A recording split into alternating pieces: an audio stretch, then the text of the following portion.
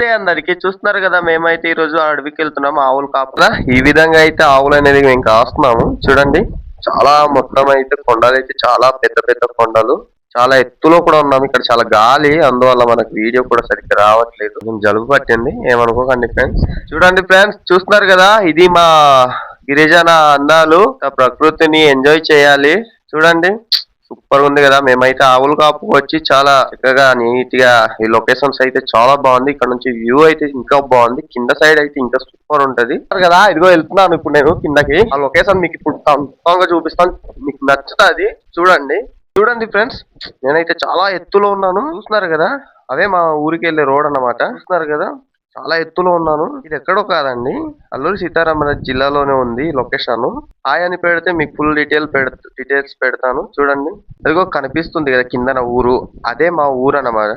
అక్కడ నుంచి అలాగ రోడ్డు ఆవులు తోలుకొని వచ్చి కొండ పైన మేము ఆవులు కాస్తున్నాము.